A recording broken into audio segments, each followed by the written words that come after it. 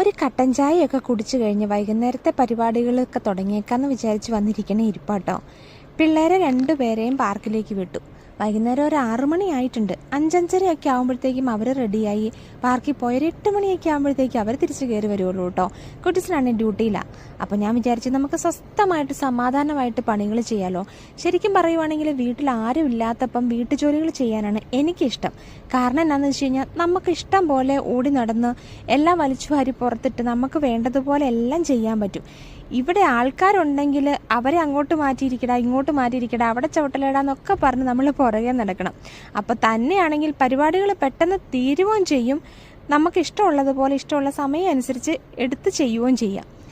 ഇറ്റലിയിൽ വന്നു കഴിഞ്ഞപ്പോഴാണ് കേട്ടോ ഇത്രയും ജോലികളൊക്കെ ഞാൻ തന്നെ ചെയ്ത് പഠിച്ചത്.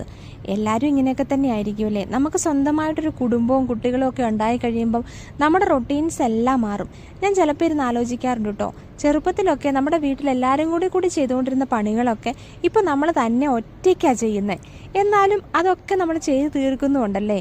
കാലം പോകുന്തോറും നമ്മുടെ രീതികളിലും മാറ്റം വരും. ഉരുക്ക് വനിതകളെന്നൊക്കെ കേട്ടിട്ടില്ലേ? എനിക്ക് ചിലപ്പോൾ അങ്ങനെയൊക്കെ തോന്നും കേട്ടോ.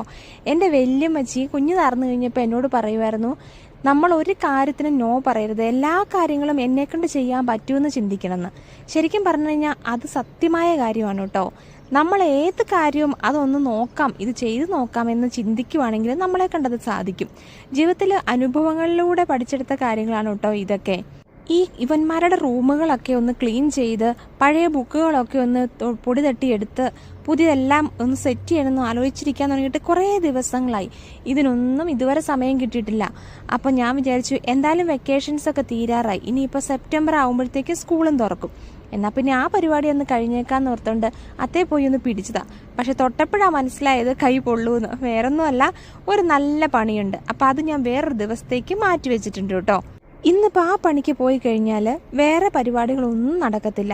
കാരണം ഇന്ന് കുട്ടിന് 8 മണി വരെ ഡ്യൂട്ടിയുള്ളൂ. പണികളൊക്കെ കഴിഞ്ഞ് എല്ലാം റെഡി ആയിട്ടിരിക്കുവാണെങ്കിൽ വന്നു കഴിയുമ്പോൾ ചുമ്മാ എല്ലാവരും കൂടി ഒന്ന് നടക്കാൻ പോകാമെന്ന് പറഞ്ഞിട്ടുണ്ട് കേട്ടോ.